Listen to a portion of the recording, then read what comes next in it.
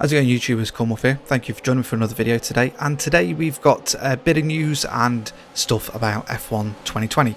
As you know, I don't release a video straight away. I wait till we get enough news, trawl the internet, and just try and gather all the information we can about the latest games that are up and coming. So F1 2021, what do we know about it? So the release date as it stands, we'll get to the meaty bit, is the 10th of July 2020 as far as we know. So that is possibly going to be launching before the start of the season, or near enough as the season starts, with everything that's been delayed with. And it will be the first time in history that I'm aware of that you'll be racing on the tracks before the actual drivers race physically on that track.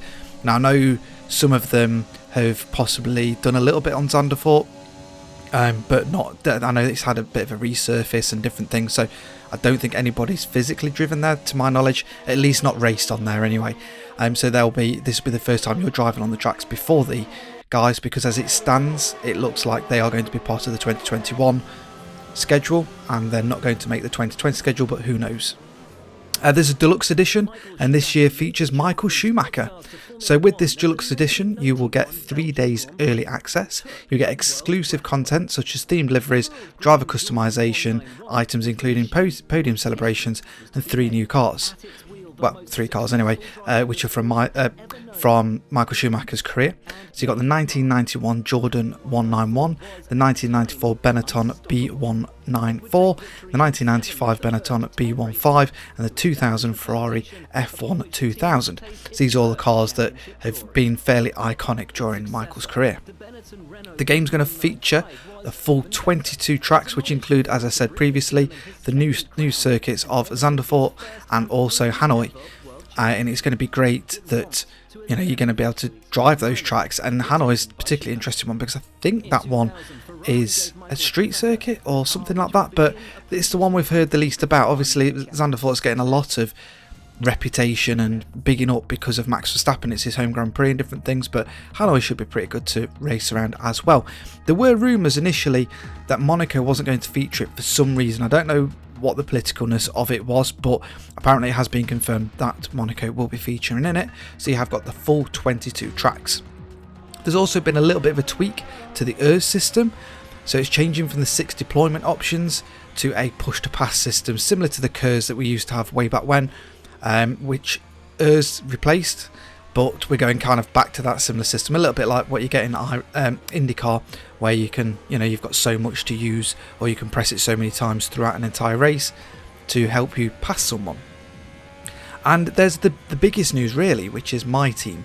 Time to step up and become the 11th team on the grid, which will make it a 22 car race as opposed to a 20 car race. And in this, it's kind of like it is going to be a separate game mode to the career mode, and you also kind of get to drive race, be a teammate, and also manage the team as well. And I think from what I've read, there are ways of doing this as well, so you don't have to do everything. You can just do bits, you can just manage the team, or you can race as well. That's from what I gather, and we're just waiting on them to confirm what they're going to say about it officially. But you will be closely watching your own finances, managing resources, and different things like that. And you'll also be able to get from your second driver from an actual market. So there's going to be like a market, a bit like you get in your football managers and things like that, where you'll get actual talent from F2, such as Mick Schumacher, which will be really interesting. So I'm really looking forward to that kind of part. It'd be nice to actually get behind the scenes a little bit more of F1, and I think you get to do your own livery, and you obviously name your own team, so it'll be interesting to see what people are going to name your team. Drop a comment below, let me know if you've got any thoughts about what you're going to name your team, and go from there. So that's really nice that they're expanding on that, because the F1 2019 career was pretty good. Personally, I was a little bit disappointed that the F2 races were a little bit short, or not too much into it, and I'm not sure if they're adding more of the F2 into the normal career or not, which would be really good, because it's a nice stepping stone into the fully fledged big boy F1 cars, because at least you're learning a little bit about them.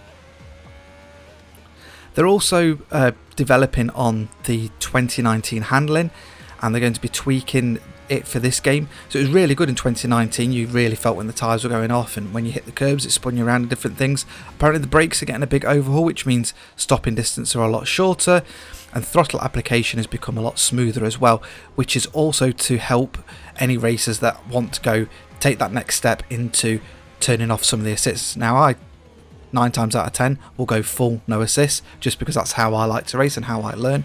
But there are people out there that do have some of the assists left on.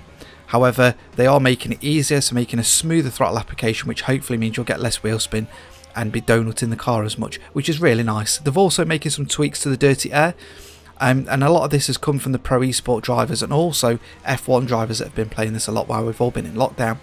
And it sounds like they've been giving Codemasters some really good feedback to say, well, this isn't actually how it feels when you're racing and things, and obviously they're trying to code that into the game as best they can. Apparently there are also up and coming changes to the main career with big tweaks to the R&D section, and like I said before, possibly getting more of the F2 career. However, with a lot of the career mode and my team, Codemasters are keeping fairly tight-lipped about this for now.